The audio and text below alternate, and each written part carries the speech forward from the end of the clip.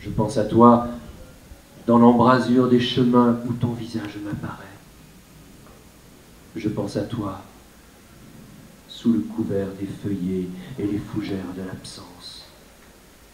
Je pense à toi dans le schiste et la glaise, dans l'âpreté du sol et la roche en éclats. Je pense à toi aux confluences des vallées, dans le campement des nomades où sont les steppes de ton champ. Ma nuit est de sable sur une table de verre. J'ai sur moi l'odeur de l'exil, ma demeure d'argile est bien là, sans jardin, sans forêt ni palmier.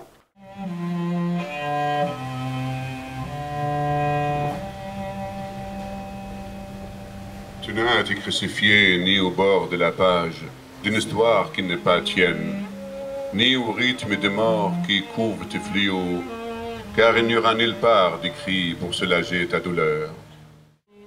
Madinat al-Salam, cité de la paix, amour dans l'âme de l'écriture. J'aurais tant voulu aujourd'hui que l'homme n'ait jamais découvert le feu et les maudits d'avancer ainsi dans son propre vacarme. Cette terre qui m'a fait naître aujourd'hui mise à mort. Ô mère, je veux retourner dans ta chair pour écouter les battements de ton âme, pour me désaltérer au balbutiement de ton souffle.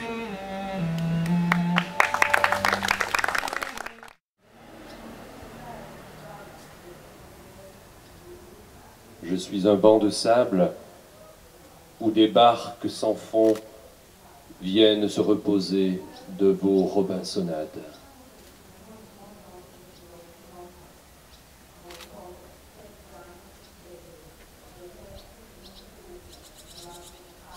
Une île à peine, que les remous déplacent et que les crues chavirent.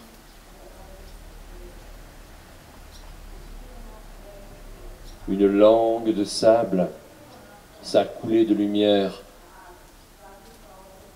qui abandonne en douce des bouteilles à la mer.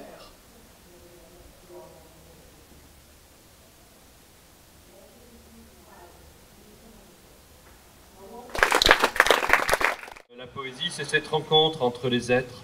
C'est un raccourci formidable entre nous, les humains.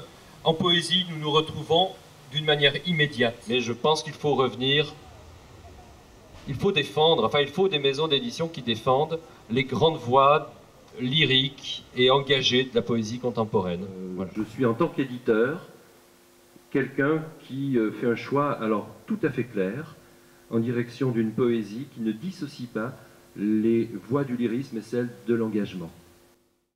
Donc je pense que le poète est un veilleur, c'est un agiteur de conscience, bien sûr, parfois un trublion, mais en tout cas c'est quelqu'un qui veille et qui a souvent une prescience. Segers, dans son grand livre « La résistance et ses poètes », disait « Jeunes gens qui me liraient peut-être, n'oubliez pas que demain, c'est peut-être vous qui serez dans les bûchers de la haine. Tout peut revenir à tout moment. » Tu as cherché mes lèvres et j'ai guidé tes pas pour atteindre dans un bruissement de fougères une cabane avant la nuit.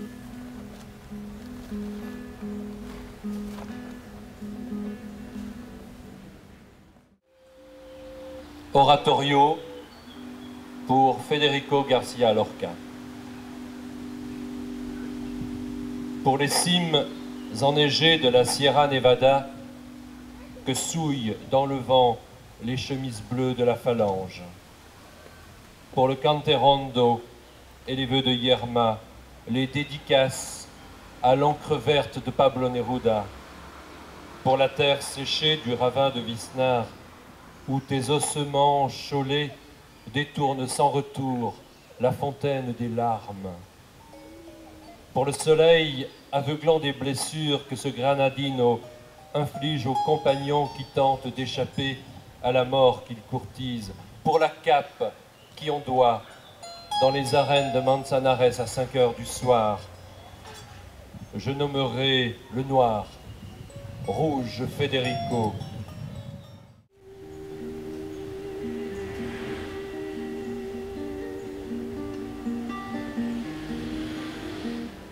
Un jour je viendrai comme une averse.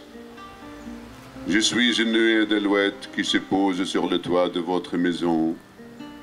Ne soyez pas avare, ouvrez la fenêtre, car dans le hauteur de l'aube, je vous conterai le drame de l'exil, puis je mangerai mes ailes pour ne plus voler.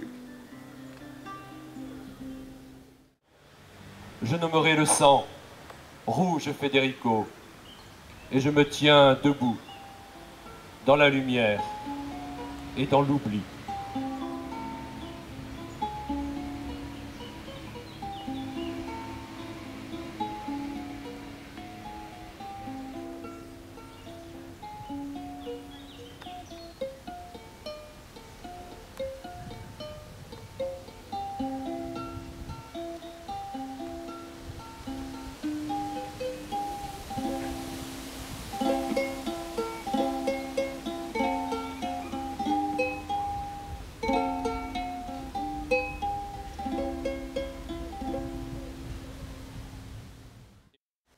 La maison porte mon nom, il faut bien lui en donner un. Mais derrière ce nom qui est le mien, bien évidemment, c'est tout un collectif de gens très talentueux qui viennent d'horizons complètement différents, de la littérature, de la poésie bien sûr, mais aussi du graphisme, du web, du cinéma, de la comptabilité, etc., etc.